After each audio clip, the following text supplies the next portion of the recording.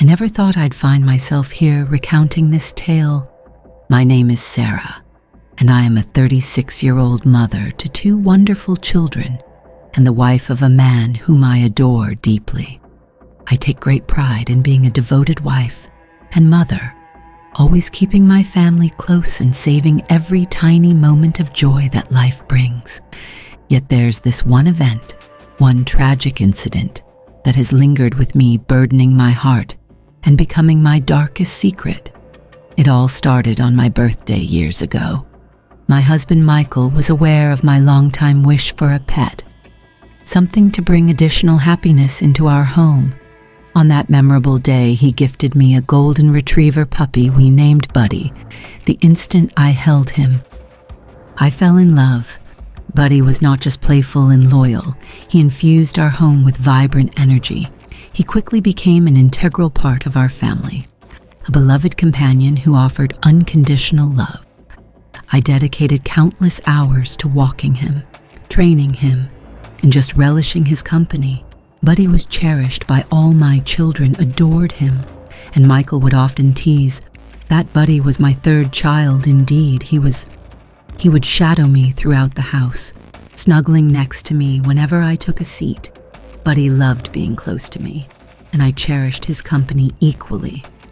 Often I would find solace in spending quiet moments with Buddy in the backyard, tossing a ball, or sitting under the old oak tree as he lay by my side. Over time, Buddy became my silent confidant.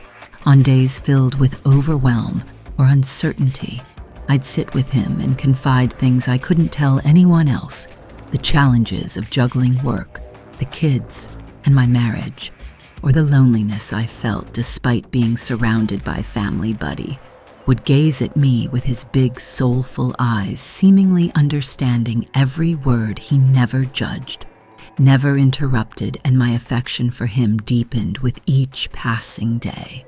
However, one quiet Sunday afternoon, everything took a turn.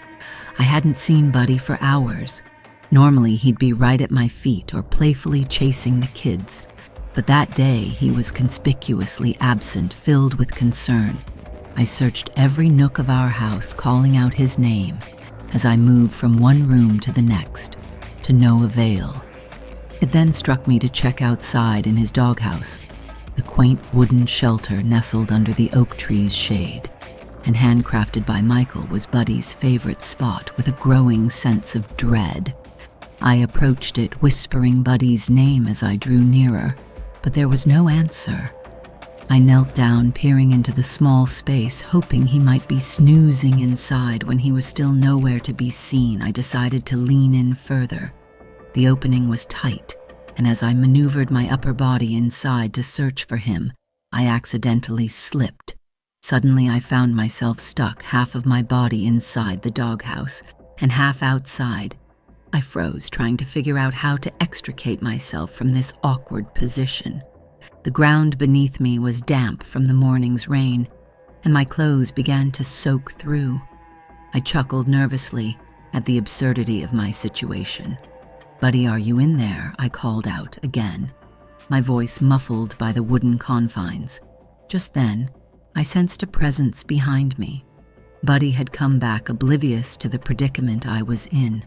I felt his paws near my legs, and his playful energy surged as he nudged me. I attempted to speak to calm him, but my efforts to free myself were futile. He wouldn't listen, and began to jump on me from behind, his excitement escalating. In that brief, chaotic moment, something inexplicable happened, something I still struggled to comprehend. When I finally managed to pull myself free and stand up, my heart was racing, and I was gasping for breath. I brushed the dirt from my hands and clothes. Buddy sat there, gazing up at me with his innocent golden eyes, his tail wagging joyfully. He had no idea how could he to him. I was still the same Sarah who had adored him from the day we brought him home. But I knew I wasn't the same anymore. Something within me had shifted. I felt as though I had crossed an invisible line, a boundary. I couldn't quite define, but knew I couldn't undo. Overwhelmed with shock, confusion, and guilt, I knelt and hugged Buddy tightly, tears welling up in my eyes. "It's okay, Buddy," I whispered. "It's okay." In the days that followed, I couldn't shake the feeling I found it hard to look at Buddy the same way.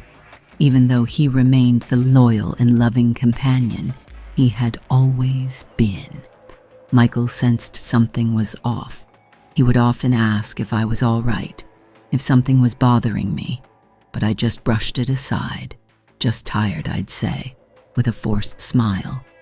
How could I explain something that even I didn't fully understand? How could I speak of the shame that had taken hold of me, a shame that emerged from a fleeting, surreal moment, yet felt so profoundly unsettling at night? I'd lie in bed staring at the ceiling, replaying that moment repeatedly, questioning my sanity, my control. It was an accident, I would whisper to myself. It meant nothing, but the guilt remained heavy as a stone in my chest. Unyielding weeks passed, and outwardly life resumed its normal rhythm.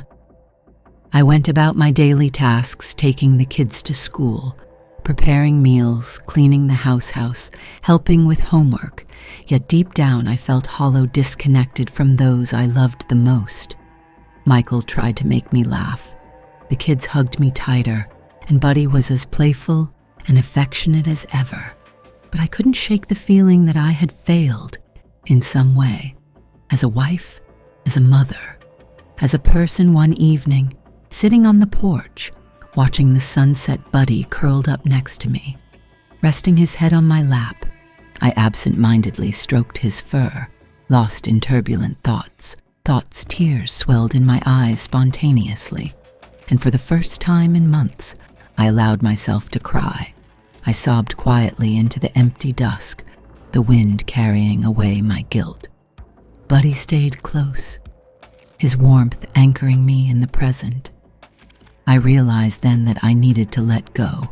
Perhaps I would never fully understand what happened that day in the doghouse. Maybe I would carry a piece of that guilt forever. But I also knew that I couldn't let it consume me any longer. My family needed me, and I needed them. As I sit here writing this, Buddy lies at my feet, old and gray, but still the loyal companion he's always been.